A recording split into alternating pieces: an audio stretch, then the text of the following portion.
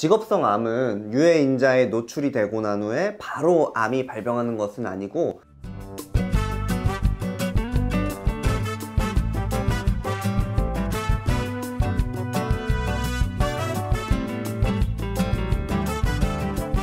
안녕하세요. 더드림TV의 이승용 노무사입니다. 산재 보상으로 고민이 있으신 분들과 소통하기 위해 진행을 맡게 되었습니다. 직접 상담을 원하시는 분들께서는 저희 영상 하단을 보시면 전화번호가 있습니다. 확인하셔가지고 문의해 주시면 감사하겠습니다. 그럼 오늘 본격적으로 콘텐츠를 진행해 보도록 하겠습니다. 광산 근로자 산재 전문가시죠? 박민성 노무사님 반갑습니다. 네, 반갑습니다. 네. 안녕하십니까. 네, 더드림 직업병연구원 문경지사를 책임지고 있는 지사장 박민성 노무사입니다. 새해에는 처음 찍는 영상이네요. 네, 모두 새해 복 많이 맞으셨으면 좋겠습니다. 네, 오늘은 박민성 노무사님과 함께 농업법인 더드림 직업병연구원의 성공 사례에 대해서 이야기를 해보려고 하는데요. 박민성 노무사님께 광산근로자 폐암이라고 전해드렸는데요. 먼저 폐암에 관한 간략한 정리가 필요할 것 같습니다.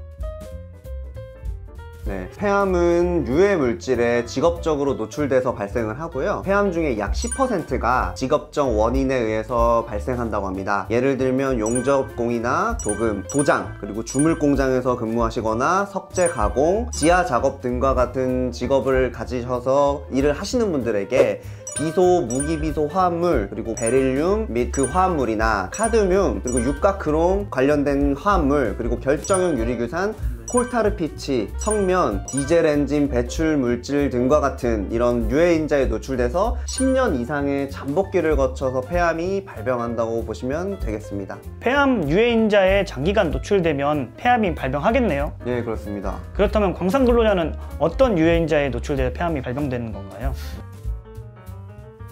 네, 방금 좀 여러 가지를 말씀드렸었는데 그 중에 광업소에서 근로를 했던 분들은 지하 갱내에서 이제 굴진이나 채탄 등과 같은 작업을 할 때 결정형 유리규산이라는 유해인자에 노출이 되십니다. 예, 그래서 광산 근로자분들은 이 결정형 유리규산을 흡입을 하면서 수년간 근무를 하고 잠복기가 지나게 되시면 폐암으로 발병을 하게 되는 것입니다. 광산 근로자는 결정형 유리규산이라는 유해인자에 노출되면 폐암이 발병된다는 점을 이해했습니다. 이 점을 숙지 한번 하고 성공 사례로 이어가 보도록 하겠습니다. 재해자분의 경력과 재발생 경위를 한번 말씀해 주시겠어요? 네. 재해자분 같은 경우는 충청북도 쪽에 거주를 하셨고요. 그쪽에 거주를 지금도 하고 계셔서 옛날부터 그쪽에 있었던 광산 D광업소라는 곳에서 1978년부터 1987년까지 약 10년 동안 선산부 굴진 채탄을 하셨던 분이었습니다. 그래서 이분이 2020년 7월 말쯤에 목이 팽창되시고 팽창된 목 상태가 악화되시면서 목도 뻐근해지시고 그리고 좌측 어깨가 결리는 듯한 통증이 있으셔가지고 동네 병원을 가셨다가 이제 폐암 의심 소견을 받으셨다고 해요. 그래서 이제 그 얘기를 들으시고 불안하시니까 2020년 9월에 서울 상급 종합병원으로 가셔서 조직 검사를 하신 결과로 폐암 2기를 진단 받으셨습니다.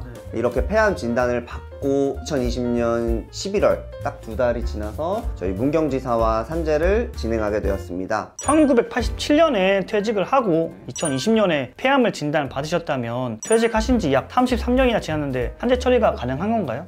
네, 좋은 질문이십니다. 제가 앞서 말씀드린 폐암에 대한 정리에서 잠복기라는 단어를 말씀을 드렸었는데 이 부분을 짚고 넘어가야 될 것 같습니다. 직업성 암은 유해인자에 노출이 되고 난 후에 바로 암이 발병하는 것은 아니고 주로 10년 이상의 잠복기를 거쳐서 서서히 나타나게 되는 겁니다. 사람마다 잠복기와 발병 여부가 다르겠지만 재해자 같은 경우에는 33년이라는 잠복기를 거치고 폐암이 발병한 것이라고 보면 되겠습니다. 네, 박민성 노무사님 말씀은 이제 직업성 암은 퇴직하고 바로 발병하는 것이 아니라 잠복기를 거쳐 발병한다는 점을 이렇게 숙지하고 있어야 되겠는데요. 네, 그럼 어떤 절차를 거치고 진행을 하셨나요?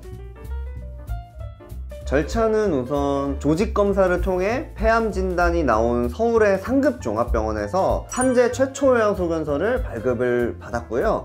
여기서 이제 최초 요양 소견서에서 재해자의 폐암 진료에 관한 정보 그리고 동시에 병원의 직인과 전문의 서명까지 받아야 하고요. 이 소견서와 진료받은 의무기록을 모두 발급받아야 됩니다. 여기서 의무기록은 진단서, 조직검사 결과지, 그리고 영상 CD, 이 영상 CD를 판독한 영상 판독지, 그리고 방사성 치료 기록지, 입원을 하셨다면 입퇴원 기록지, 그리고 진료 기록이나 간호 기록지 등입니다. 추가로 이전에 폐암과 관련돼서 병원을 다니셨던 기록이 있으신다면은 또 그와 관련된 의무기록도 다 발급해서 말씀드린 모든 서류를 다 읽고 검토를 했습니다. 그리고 재해자가 과거 근무를 했던 광업소의 이력을 찾아야 하는데요. 현재 대부분의 광업소는 폐광이 돼서 건강보험 자격특실 확인서나 소득금액 증명원 등으로 찾았습니다. 근데 참고로 장성광업소나 경동탄광, 도계광업소, 화순광업소 같이 현재까지 운영 중인 사업장은 사업장에서 경력증명서를 발급받으시면 됩니다. 이렇게 소견서, 의무기록, 직업력을 정리해서 경위서를 작성을 했고요. 그리고 재해자의 D광업소 관할 근로복지공단 지사로 최초 요양 신청을 했습니다. 네, 노무사님 이번 편에서는 폐암에 대한 내용, 그리고 재해자의 경력, 그리고 재해자에 대한 재해 경위서, 그 다음에 필요 서류 등에 대해 말씀을 해주셨는데요. 이 편에서는 어떤 내용을 설명해 주실 건가요?